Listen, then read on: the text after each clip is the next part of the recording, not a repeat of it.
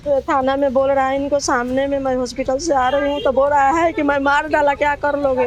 आप लोग के सामने? थाना में बोला है करके कि जो मैं मार दिया हूँ, तेरे को जो करना है करो कर। तब उनको ससुराल वापस ले जाया जाता है और महज 2 दिन के अंदर उनकी मृत्यु की खबर आती है। तो बोल रहा है कि क्या बात करोगी, जब बात करने वाली चली गई। आंटी, क्या हुआ है, पूरा मामला क्या है, कब से स्टार्ट हुआ झगड़ा लड़ाई और अभी क्या हुआ है?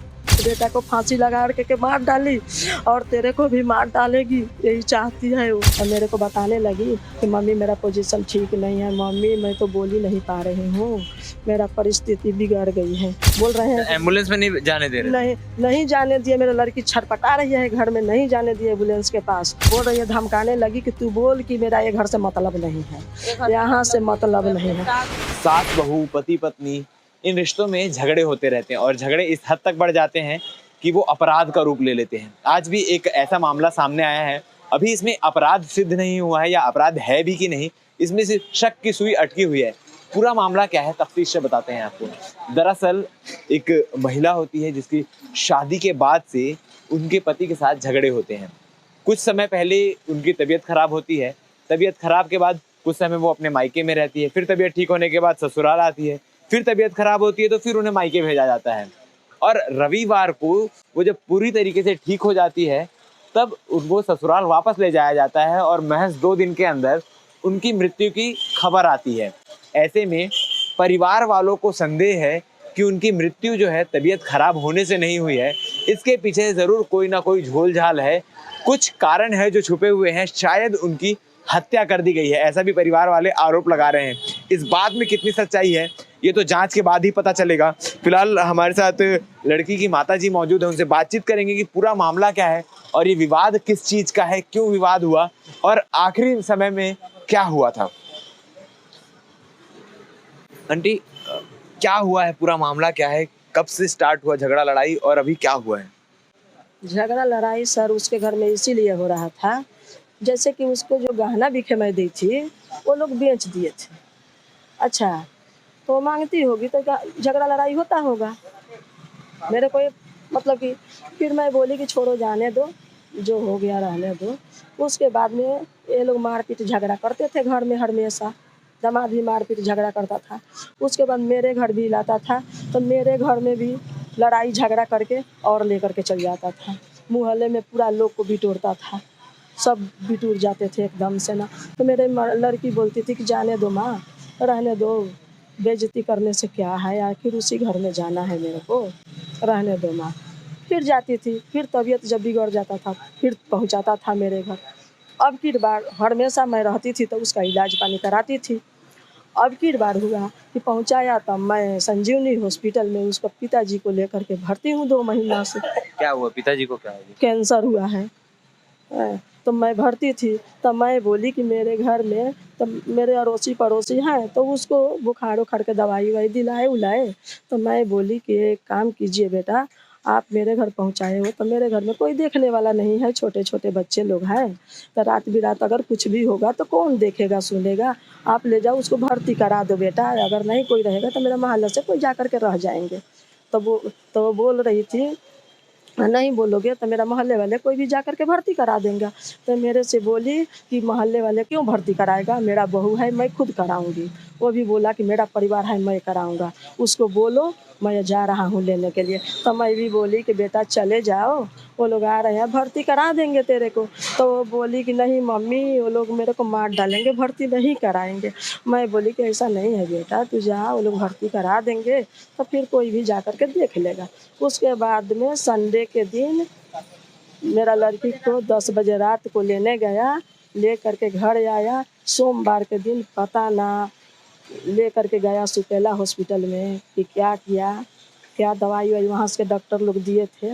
उसके बाद में मेरा लड़की 4 तारीख को फिर फ़ोन करी, मंगलवार के दिन सुबह ही, मतलब ये लोग मोबाइल उसको पकड़ा दिए 7 बजे, पता ना क्यों, कि अपने मम्मी को फ़ोन कर बता दे कि हम भर्ती होंगी या चाहे कुछ भी होंगी, तो मेरे को बताने लगी कि मम्मी मेरा पोजीशन ठीक नहीं है, मम्मी मैं तो बोल ही नहीं पा रही हूँ, मेरा परिस्थिति बिगड़ गई है। तो मैं बोली कि क्यों ऐसे हुआ, दवाई नहीं दिए क्या, हॉस्पिटल में नहीं ले गए? तो नहीं मम्मी वही दवाई दिए हैं या मल्टीविटामिन को दे दिए हैं, और बोल रहे हैं ये लोग। वो बोल रही थी, सास भी थी वहाँ पर, पति भी था वहाँ पर, वो बात कर रही थी, मेरा लड़की अलग में नहीं बात करने दे रहे थे। तो मेरा लड़की चिल्ला चिल्ला के बात कर रही थी कि अब तक सह गई, अब नहीं सहूँगी, मेरे से बर्दाश्त नहीं हो रहा है। तो बोली कि जो नहीं मम्मी मेरे को ले चल के तू कहीं भर्ती कराओ। तो वो बोल रही है कि मेरे पास कोई नहीं है भर्ती कराने के लिए और वहाँ रहने के लिए, अपना लड़की को ले जाओ और भर्ती कराओ। मैं बोली कि जब आपको नहीं भर्ती कराना था तो आप मेरे घर से क्यों ले गए? मेरा पड़ोसी लोग ले जा कर के भर्ती कराते। तो बोल रही है कि अब तो बोल रही हूँ ना ले कर के जाओ।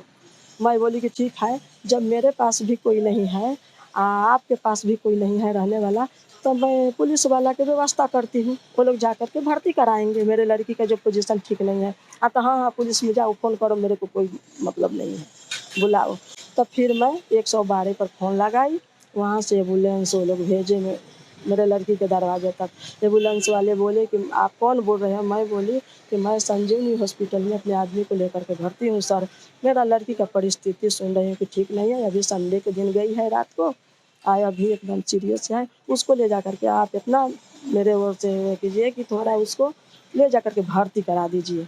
उसके बाद में तो रहेगा कौन उसके साथ? तो मैं बोली कि मेरा अड़ोसी पड़ोसी है, वो जाने के लिए सुपेला हॉस्पिटल, तो सुपेला में भर्ती कराएंगे। मैं बोली कि नहीं सर, कोई प्राइवेट हो उसमें भर्ती कराइए, नहीं तो दुर्ग जिला में कराइए। बोले कि ठीक है, मैं पहले सुपेला में कराऊंगा। ठीक है, सुपेले में लेकर के जाइए, मैं पड़ोसी के अपना भेज रही हूँ। वो जाने के लिए एकदम तैयार हो गई।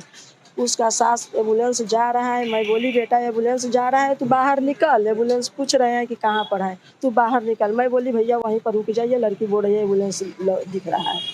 मैं बोली भैया देखिए एम्बुलेंस के पास मेरे लड़की को नहीं आने दे रहे हैं वो माँ बेटे, बोल रहे हैं एम्बुलेंस में नहीं जाने दे रहे? नहीं जाने दिए। मेरे लड़की छटपटा रही है घर में, नहीं जाने दिए एम्बुलेंस के पास। उसके बाद एम्बुलेंस वाले वहाँ पर खड़ा हुए, फिर एम्बुलेंस वाले 9:55 पर वहाँ से एम्बुलेंस आपस ले गए। बोल रहे हैं कि उसका सास आकर के बोल रही है कि मेरा बेटा नहीं है, उसका बेटा घर में था सर, उसका बेटा घर में था, वो भी घर में थी। बोल रही है कि मेरा बहू एम्बुलेंस में नहीं जाएगी। तो मैं बोली कि तेरा नाक कट रहा है, मेरा नाक नहीं ना कटेगा, मैं तो एम्बुलेंस है तो एम्बुलेंस से ना भेजूंगी है। तो बोल रही है कि एम्बुलेंस से जाना होगा तो कुर्सी पार से जाएगी, मेरे घर से नहीं जाएगी। तो आप लोग का घर कुर्सी पार में और वो कहाँ के रहते हैं? बालाजी नगर में हम लोग के है कि बालाजी नगर से जाएगी, मेरे घर से नहीं जाएगी। तो मैं बोली कि कहना क्या चाहते हैं, ठीक है बालाजी नगर में भेज दो उसको, मेरे अड़ोसी पड़ोसी ले जा करके भर्ती कराएंगे। तो बोल रही है ना कि आपको यहाँ से कोई छोड़ने अब नहीं जाएगा, वहाँ से भेजो किसी को। तो मैं अपने देवर को, अपने लड़का को भेजी वहाँ पर कि जा बुला करके दीदी को ला ले घर में, और चाची लोग को बोलना कि ले जा करके भर्ती कराएंगे। उसके बाद में मेरा लड़का गया, मेरा देवर गए।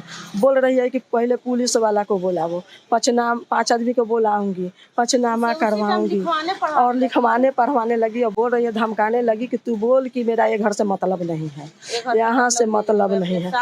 फिर भी मेरा सास में दोष नहीं है, मेरा देवर में, वो डर के कारण सब बोली कि मेरे सास में से डर नहीं है, मेरा सास में दोष नहीं है, पति में दोष नहीं है, अपने मर्जी से जा रही हूँ मैं अपने चाचा के साथ। मेरा चाचा जबरदस्ती लेकर के जा रहे हैं तो मैं जा रही हूँ। उसके बाद भी वो नहीं आने दी भैया, उसके बाद भी नहीं आने दिए लोग के साथ में। चाचा के साथ भी नहीं भेजी? नहीं भेजी। उसके बाद ये लोग आपस आ गए, बोले कि क्या बोल रहे हैं भाभी, ये नहीं आने दे रही है। मैं बोली बाबू आपको ड्यूटी जाना है, आपस आ जाओ। नहीं जाने दे रही है तो अपना ले जा करके भर्ती कराएंगी। और मैं बोली फिर 112 पर फ़ोन लगा करके, अगर बेटी को मेरा कुछ होता है तो मैं छोड़ने वाली नहीं हूँ, इसलिए कि उसके दरवाजे एम्बुलेंस भेजी हूँ। आप लोग को मैं इतना हाथ जोड़ के बोल रही हूँ कि मेरे लड़की को जा करके घर से बाहर लेकर के आओ, एक पुलिस वाला के साथ में जाओ और मेरे लड़की को बाहर लेकर के आओ, मेरे लड़की बहुत परेशान है। इतना मैं बोली भैया। उसके बाद भी 5 बजे फिर शाम को 6 बजे मेरा लड़की फ़ोन करी मेरे से, मैं मम्मी बहुत व्यस्त हो गई हूँ, क्या क्या लोग बोल रहे हैं, किसी को भेज। मम्मी मैं बोली अब किसको मैं भेजूँ, तेरा घर वाले भगा दिए वहाँ से, एम्बुलेंस को भी भगा दिए, घर परिवार को भी भगा दिए। मैं क्या बोल सकती हूँ, एक बेटा को फांसी लगा के मार डाली और तेरे को भी मार डालेगी, यही चाहती है वो। मैं यही बोली कि उसके घर के रीति रिवाज हो गया है। क्या संडे को आपके घर से ये लोग ले गए, उसके बाद उनकी डेथ कब हुई? उसका बुधवार को हुआ है। बुधवार के। उससे पहले आपकी बात हुई थी आपकी बेटी से? मेरे बेटे से ना मंगलवार के दिन भर बात करवाए हैं ये लोग 5-6 बजे शाम तक, और उसके बाद से मंगलवार के 6 बजे के बाद से मेरे लड़की से एक बार बात नहीं कराए, नहीं हॉस्पिटल लाए तो बात कराए कि आपको लड़की को सीरियस है, ले जा रहा हूँ भर्ती करने के लिए, चाहे कुछ भी करने के लिए। भैया एक बैग फ़ोन गया है मेरे को हॉस्पिटल में कि आपके लड़की के डेथ हो गया। 5-6 बजे फ़ोन किया, मैं उसका फ़ोन उठाई तो मैं बोली कि काट दी। उनका पापा का थोड़ा सा सीरियस था तो मैं गई उनके पास, तो मैं बोली कि थोड़ा सा देर में बात कर रही हूँ बेटा। तो बोल रहा है कि क्या बात करोगी, जब बात करने वाली चली गई। तो ये लोग कारण क्या बताए, मतलब तबीयत खराब के कारण? हाँ। तो अभी आप लोग क्या चाहते हैं, क्या हो रहा है यहाँ पे, जांच किस तरीके की हो रही है?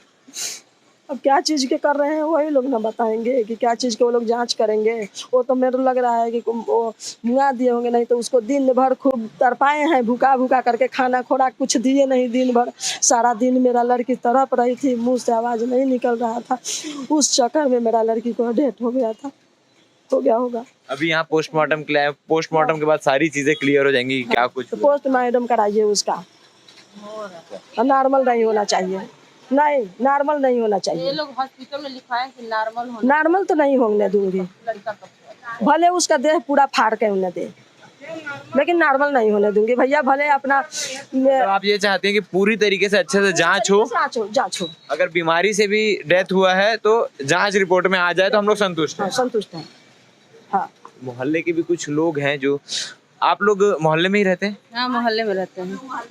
जब वो आखिरी बार संडे को गई, उनसे पहले कैसी कंडीशन थी, क्या कुछ था माहौल? कंडीशन ठीक ही था, लेकिन थोड़ा तबीयत खराब था, तो शाम को रात में ले गया, बोलता है चलो मैं तुमको भर्ती, मैं दोपहर में गई थी उसके पास, तो बोली चलो सीमा मैं भर्ती करा देती हूँ तुमको। तो बोलती है चाची वो बोला है कि मैं आऊँगा, मैं तुमको लेके जाऊँगा। तो मैं बोली ठीक है, तेरा पति है, तुमको ले जाएगा तो और अच्छा है, तो चली जा, हो जाना भर्ती। आज जब भर्ती तुम हो ना तो मेरे को फ़ोन करना, मैं आ जाऊँगी। तब से कोई बातचीत नहीं हुआ। फिर मंगलवार का लगातार ये फोन करने लगे कि सीमा कैसे ऐसे सीरियस हो रहा है। तो अभी वो लोग आके आप लोग से कुछ बात नहीं की है क्या? कुछ नहीं किया। और थाना में बोल रहा है, इनको सामने में मैं हॉस्पिटल से आ रही हूँ तो बोल रहा है कि मैं मार डाला, क्या कर लोगे? आप लोग के सामने? हमने थाना में बोला है करके कि जो मैं मार दिया हूँ, तेरे को जो करना है करो करके। इनके हस्बैंड क्या नाम क्या है इनके हस्बैंड के? अंकित सिंह है अंकित सिंह सुपेला में रहते हैं। जी, सुपेला में रहते हैं करके।